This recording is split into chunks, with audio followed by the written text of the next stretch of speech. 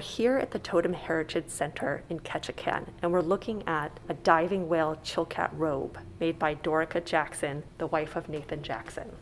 Originally, these were referred to as Chilkat blankets, but really a robe, a dancing robe, a ceremonial robe, or even just Chilkat robe is a more correct way of referring to them because they weren't blankets that you put on your bed.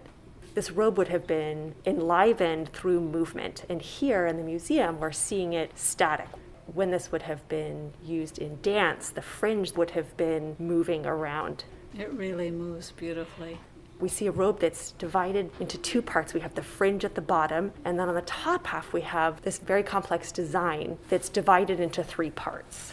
The Chilkat robe has black and yellow borders across the top and down the side, and then it comes down into a gentle V shape for the bottom section. In this robe, you have a central section that takes up half of the design field, maybe a little more than that is traditional Tlingit or Northwest Coast formline design. This is based on an older design, right, and you replicated it here. This is an old design out of a book by George Emmons, where he got explanations on how to weave these robes. And that's what I used when I learned, because Cheryl Samuel hadn't written her books yet. In fact, we were both studying at the same time at the University of Washington.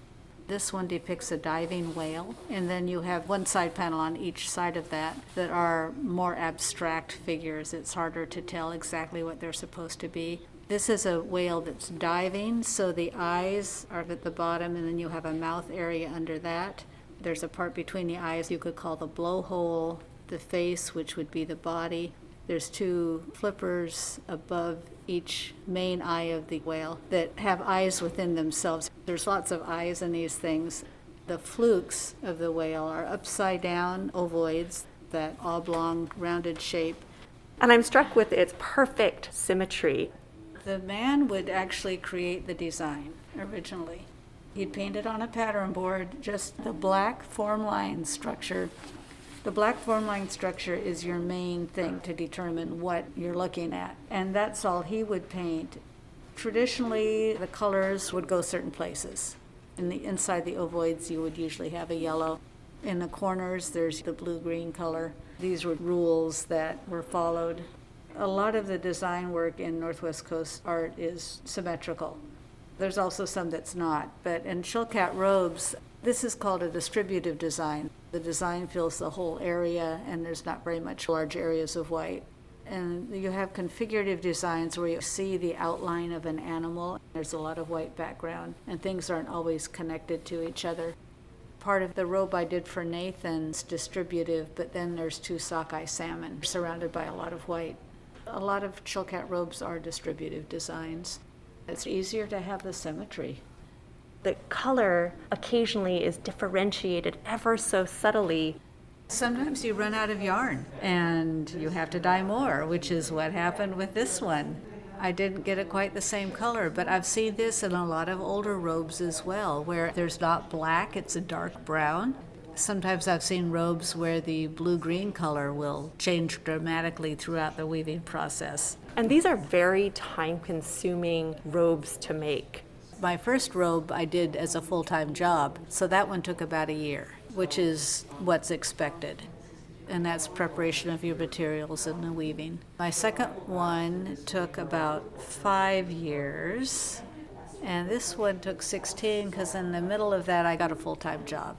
This one was going to go somewhere else, and because it took me so long, their situation changed, and I'm really happy that it ended up being able to live in Ketchikan. I see these differences in the type of fringe that you have here. In some, you have cedar bark that's been woven into it, and then some that just has the wool. It's a free-hanging warp, hung on a loom, so there's no tension on the warp yarn. It hangs on a header cord, and the technique is twining. The same technique is used with the basketry, so you don't even have a shuttle. All the weaving is done on a combination of yellow cedar bark spun with traditionally mountain goat wool. A lot of people use merino now. I used merino for this one. Then when you finish the weaving, the overlay fringe, which is your last thing that you do, is just the wool. Nachen, which is how you say it in Tlingit, is fringe about the body, according to Evans. What a wonderful way to capture how this would have been moving as it was used in dance. Mm-hmm.